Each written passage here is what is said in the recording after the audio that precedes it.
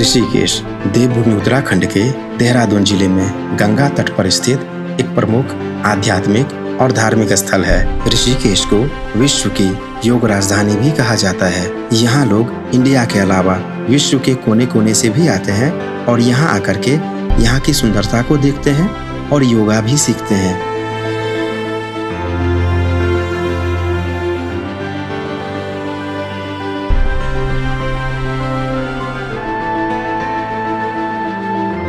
जब हरिद्वार की तरफ से आप ऋषिकेश आते हैं तो रास्ते भी बहुत खूबसूरत मिलते हैं। इन ऊंचे ऊंचे पहाड़ों को काट करके ये खूबसूरत रास्ता बनाया गया है। इस रास्ते से गुजरते हुए आपके मन को बहुत सुकून मिलता है प्रकृति की इन सुंदरता को देखकर। कहा जाता है कि भगवान विष्णु ने यहाँ ऋषिकेश मतलब इंद्रियों के स्वामी के रूप में ऋषि रवि को दर्शन दिए थे। तब से यहाँ का नाम ऋषिकेश है। ऋषिकेश 4 धाम यात्रा का प्रवेश द्वार भी है।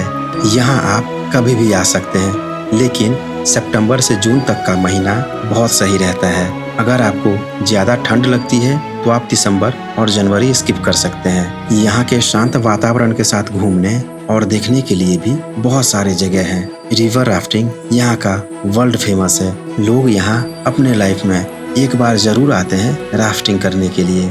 अभी मैं हूँ ऋषिकेश के त्रिवेणी संगम पे। यहाँ का व्यू बेहद ही खूबसूरत है। सामने पहाड़ है और नीचे से गंगा जी बह रही है, जो देखने में बहुत ही अद्भुत है। बहुत सारे लोग यहाँ पे स्नान कर रहे हैं, तो चलिए मैं आपको यहाँ का व्यू दिखाता हूँ।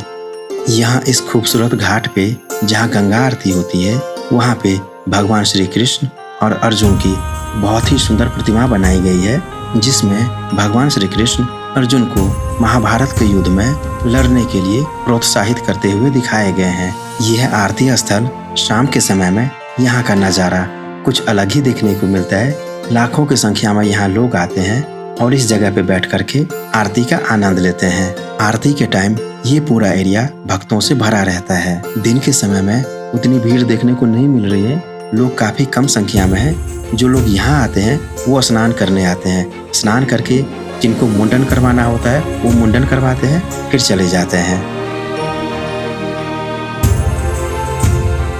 यही घाट पे ही माता पार्वती और भगवान शिव की एक विशाल प्रतिमा बनाई गई है, जिसमें भगवान शिव माँ गंगा को अपने जटा में धारण किए हुए हैं। यहाँ शू स्टैंड भी है। शाम में आरती के टाइम इसकी जरूरत होती है। दिन में लोग चप्पल जूता पहन के घाट पे चलते हैं। खाने के लिए भी छोटे छोटे दुकानें लगी हुई हैं घाट पे। सामने की ओर से माँ गंगा प्रवाहित होते हुए आ रही हैं और बीच में यहाँ आकर के 2 भागों में बट गई हैं। यूँ कहें कि इन्हें बांटा गया है 2 भागों में। आगे का भाग जो एक्चुअल प्रवाहित हो रहा है वो है, और पीछे का भाग इसको बनाया गया है गंगा आरती के लिए, ताकि लोग उस साइड भी बैठ करके गंगा आरती देख सकें और घाट से भी देख सकें। फिर आगे जा करके ये दोनों धाराएं आपस में मिल जाती हैं। अगर यहाँ के गंगा जल की बात करें तो ये बहुत ही साफ है। नीचे तक का पूरा एरिया दिख जाता है।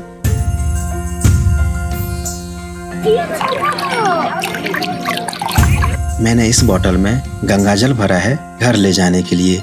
आप देख सकते हो कितना साफ पानी है, पूरा क्रिस्टल क्लियर वाटर है। अब हम यहाँ का कुछ ड्रोन शॉट देखते हैं और साथ में हम यहाँ की कुछ धार्मिक मान्यता को भी जानेंगे और क्या कहानी है यहाँ की वो भी जानते हैं। त्रिवेणी का अर्थ है 3 पवित्र नदियों का संगम। मान्यता है कि यहाँ गंगा नदी प्रत्यक्ष रूप में बहती है, जबकि यमुना और सरस्वती अदृश्य या भूमिगत रूप में गंगा में आकर के मिलती हैं। इसी कारण इस स्थान को त्रिवेणी संगम कहा जाता है। धार्मिक मान्यता के अनुसार जहाँ 3 नदियों का मिलन होता है, वहाँ स्नान करने से पापों का नाश हो जाता है और मोक्ष की प्राप्ति होती है। पौराणिक मान्यता के अनुसार जब 5 पांडव द्रौपदी के साथ स्वर्गारोहिणी जा रहे थे, तो माना गांव के पास सरस्वती नदी ने अपना वेग को बहुत ही तेज कर लिया। उन्होंने 5 पांडव को उस पार नहीं जाने दे रही थी। तब भीम ने वहाँ सरस्वती नदी के ऊपर पहाड़ पे एक शिला रख दिया। आज भी उस शिला को भीम शिला कहते हैं। उसके बाद से माँ सरस्वती उस स्थान के बाद अदृश्य हो गई। ऐसा कहा जाता है कि अदृश्य होने के बाद यहाँ पे माँ सरस्वती प्रकट हुई थी। उसके बाद फिर प्रयागराज में कूप में प्रकट हुई थी। माँ सरस्वती का उद्गम स्थल भी माना गांव के पास ही है। और विलुप्त भी वो वहीं पे हो जाती हैं। यहाँ की एक और मान्यता है, कहते हैं कि ऋषि कुब्जा मृग की तपस्या से प्रसन्न होकर माता पार्वती ने यमुना जी को उनके निवास स्थान ऋषिकुंड त्रिवेणी घाट पर आने का आदेश दिया था। त्रिवेणी घाट अगर आप कार से आते हैं तो आपको 100 रुपया कार पार्किंग देना पड़ेगा और ये रात के 12 बजे तक वैलिड रहेगा।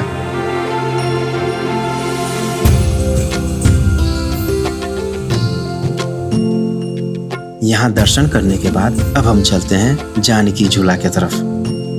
जानकी झूला पहुँचने से पहले ही आपको यहाँ पे कार पार्किंग चार्ज देना होता है, जो कि 100 रुपया है प्लस 18% GST, और यहाँ भी रात के 12 बजे तक वैलिड रहता है। सामने जो दिख रहा है वही है जानकी झूला। यहीं पास में ही टैक्सी स्टैंड के बगल में ही वॉशरूम की भी सुविधा है। जानकी झूला के गेट पे ही बहुत सारे यहाँ पे ठेले लगे हुए हैं और रेस्टोरेंट भी हैं।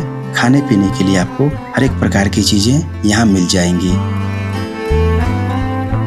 इन सीढ़ियों से हम ऊपर चलते हैं, वहाँ से बहुत ही सुंदर व्यू देखने को मिलता है। यहाँ पे डस्टबिन भी योग के मुद्रा में ही बनाया गया है। ऊपर पहुँचने के बाद कुछ ऐसा खूबसूरत व्यू देखने को मिलता है।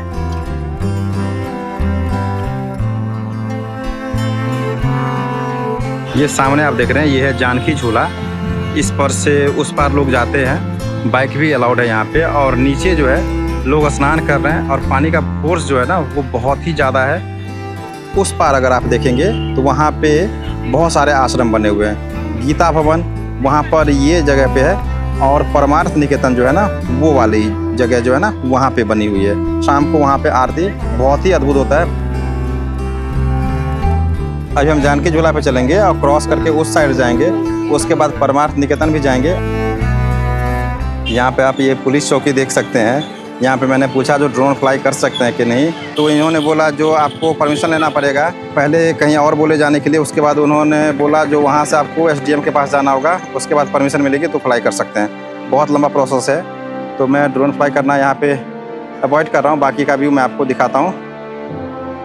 जानकी झूला पे पैदल के साथ साथ बाइक और साइकिल की भी एंट्री है। मेरे लेफ्ट साइड से बाइक जाने की रास्ता है, बीच से लोग चलते हैं पैदल, और राइट साइड से बाइक आने की रास्ता है। ये एक सस्पेंशन ब्रिज है और इसका निर्माण कार्य मार्च 2013 में शुरू हुआ था और 20 नवंबर 2020 को इसका उद्घाटन हुआ था। राम झूला और लक्ष्मण झूला के बाद ये तीसरा बड़ा ब्रिज है। ये ब्रिज लगभग 274 मीटर लंबा है। ब्रिज से उतरते ही सामने श्री वेद निकेतन धाम है। ये भी एक बहुत ही अच्छा आश्रम है और इसके राइट साइड में बहुत ही सुंदर सा गंगा घाट है। फिलहाल इसके लेफ्ट साइड से हम चल रहे हैं परमार्थ निकेतन की ओर। ये रास्ता सीधे परमार्थ निकेतन की ओर चला जाता है और इसके लेफ्ट साइड में बहुत सारे दुकानें हैं, जहाँ पे आपको घर ले जाने के लिए बहुत कुछ मिल जाएगा, रिंग वगैरह मिल जाएगा और खाने की भी दुकानें हैं यहाँ पे। इस साइड के घाट पर बैठ करके आप माँ गंगा के दिव्य स्वरूप को देख सकते हैं। ऋषिकेश एक ऐसा जगह है जहाँ आने के बाद आपका मन ही नहीं भरेगा और यहाँ से जाने का भी मन नहीं करेगा। मन करेगा माँ गंगा के घाट पे बैठ के माँ गंगा के इस स्वरूप का दर्शन करता रहूं और इनकी इन सुंदर लहरों को निहारता रहूं। जब आप इस पवित्र जल को अपने हाथ में लेकर के ग्रहण करेंगे और इस जल से अपने फेस को धोएंगे तो ऐसा लगेगा मानो सारी थकान दूर हो गई हो।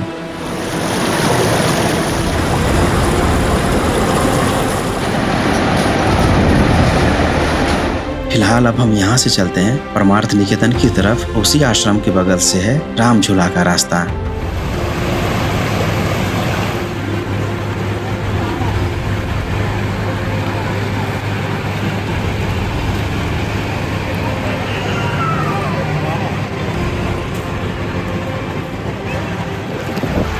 अभी मैं हूँ परमार्थ निकेतन के पास में और अभी मैं गंगा घाट पे हूँ। पीछे देख सकते हैं बहुत ही सुंदर गंगा जी यहाँ पे प्रवाहित हो रही हैं और वहाँ पे भगवान शिव का एक बहुत ही विशाल सा स्टैच्यू है। जब आप यहाँ पे आएंगे ना तो खुद इस जगह की दिव्यता को अनुभव कर पाएंगे। बहुत ही सुकून है, बहुत ही शांति है। और ये है भगवान शिव का वर्ल्ड फेमस प्रतिमा। ये है यहाँ का यज्ञशाला। रोज यहाँ यज्ञ होता है। शाम को यहाँ पे बहुत ही दिव्य गंगा आरती होती है, जिसे आप टीवी पे भी देख सकते हैं। और दिन में यहाँ लोग अपने लिए पूजा पाठ करवाते हैं।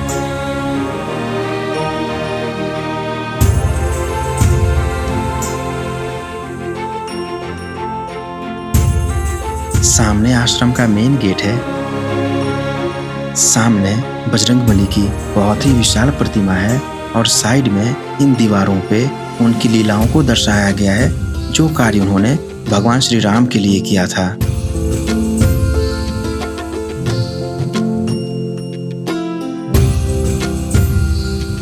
आश्रम के अंदर जाते हुए दोनों साइड में शॉप्स हैं और अंदर जाने के बाद आपको कुछ इस टाइप का व्यू देखने को मिलता है, जो अपने आप में बहुत ही अद्भुत है। आश्रम के बगल से ही ये रास्ता सीधे चला जाता है राम झूला पे। सामने ये है राम झूला और ये काफी पतली है, जानकी झूला के जैसे चौड़ी नहीं है और इस पे सिर्फ लोग पैदल ही चल सकते हैं, बाइक वगैरह अलाउड नहीं है। ये सस्पेंशन ब्रिज 1986 में बना था और इसकी लंबाई 230 मीटर है। राम झूला के बाद लक्ष्मण झूला भी जा सकते हैं, जिसके बगल में ग्लास ब्रिज भी बन गया है। लक्ष्मण झूला 11 अप्रैल 1930 को चालू हुआ था और इसकी लंबाई 450 फीट है। पौराणिक मान्यता है कि त्रेता युग में श्री लक्ष्मण जी ने जूट की रस्सियों से यहाँ पुल बनाया था और उसके सहारे गंगा पार किया था, इसलिए इस पुल का नाम लक्ष्मण झूला पड़ा। ऋषिकेश में अगर आप चाहें तो राफ्टिंग भी कर सकते हैं।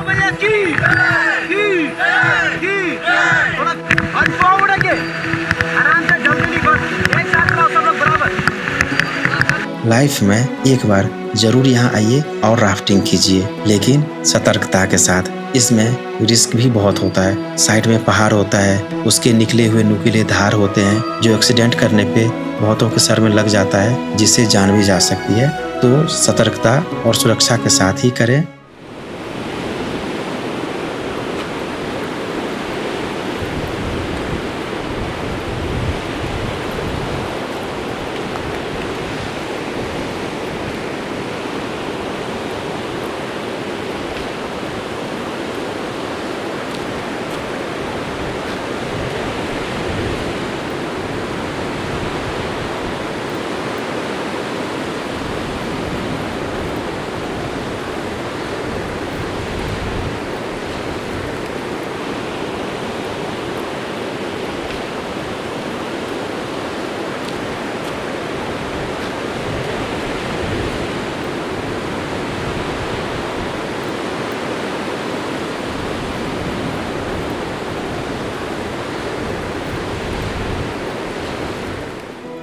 ये जो आप औसम सा व्यू देख रहे हैं ना, और इसके साथ में ये ब्यूटीफुल सा रास्ता, ये राजा जी टाइगर रिजर्व का है। जब आप ऋषिकेश से हरिद्वार की ओर जाएंगे ना, तो एम्स के पास से ही ये रास्ता कटता है, जहाँ पे आपको प्रवेश शुल्क 140 रुपया देना होता है। उसके बाद फिर आप इस रास्ते में आएंगे, बहुत ही औसम लगेगा। इस रास्ते में आने के बाद बीच से रोड जाती है, उसके बगल से माँ गंगा प्रवाहित होती हुए जाती हैं और दोनों साइड में इन खूबसूरत पहाड़ों पे जंगल लगे हुए हैं।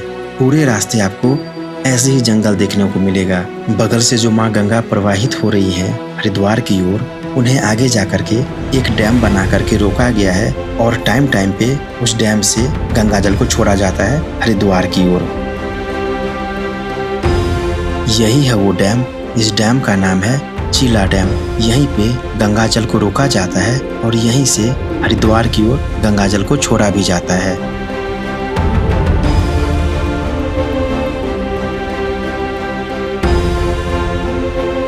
आज के इस वीडियो में हमने ऋषिकेश को देखा और जंगल सफारी का भी थोड़ा बहुत आनंद लिया। अगर आपको ये वीडियो अच्छी लगी हो तो फीडबैक जरूर दीजिएगा। चैनल पे नए होंगे तो सब्सक्राइब कर लीजिएगा और वीडियो को शेयर कीजिएगा। मिलता हूँ मैं आपसे अगले वीडियो में। हर हर महादेव।